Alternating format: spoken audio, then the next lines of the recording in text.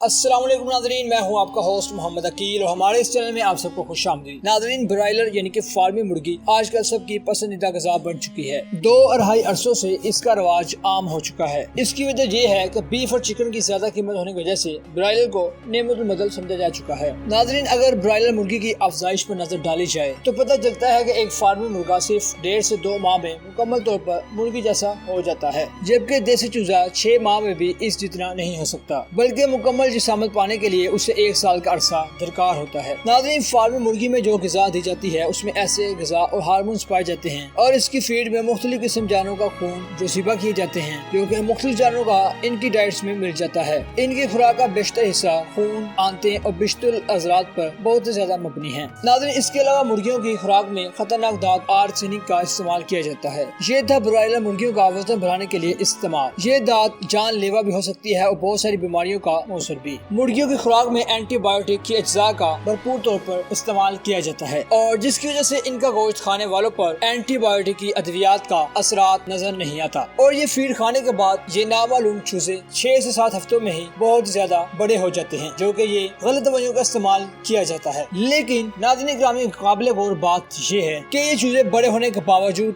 بھاگنے، اڑنے اور پھرنے میں ناقابل ہوتے ہیں، یعنی کہ گرتے رہتے ہیں۔ ناظرین، یہ فارمی مرغی جیسا گوشت ہمارے معاشرے میں کولیسٹرول جیسی بہت سارے مرض میں بہت ہی زیادہ عام ہو چکا ہے، اور ستمگری کی بات یہ ہے کہ بعض اوقات ڈاکٹر بھی سارے گوشت بند کر کے فارمی مرغی کا ہی آپ کو کہتے ہیں، جو کہ خود بیماریوں کی ایک بہت بڑی وجہ ہے۔ تو چلیے ناظرین، اس سے پھیلنے والی بیماریوں پر بھی ایک نظر ڈالتے ہیں۔ ناظرین، برائلر مرغیوں کی وافر مقدار سے یعنی کہ اس کے استعمال کرنے سے انسان مندرجہ ذیل موذی امراض میں مبتلا ہوا جا رہا ہے۔ نمبر 1، موٹاپا، گردوں میں زیادہ تر چربی اور خاص طور پر آپ کا جسم زیادہ طور پر بدبودار ہو جانا۔ نمبر 2، جوڑوں کا درد، خاص طور پر ہڈیوں کے درد میں آپ کا مبتلا ہو جانا۔ نمبر 3، بچیوں میں جلد بلوغت کے اثرات دکھائی دینا۔ نمبر 4، مدافعتی نظام کا کمزور پڑ جانا، جس کی وجہ سے آئے روز بیمار رہنا۔ ناظرین، ایسی جیسی بہت ساری بیماریاں انسانوں میں مبتلا ہوئی جا رہی ہیں۔ تو ادھر تک تھی ناظرین آج کی ہماری مختصر ویڈیو۔ میں امید کرتا ہوں کہ ایسی بیماریوں پر قابو پایا جائے گا اور فارمی مرغی یعنی کہ برائلر مرغی سے پرہیز کیا جائے، کیونکہ ان کے کھانے میں، ان کی ڈائٹس میں غلط استعمال کیا جا رہا ہے۔ ناظرین،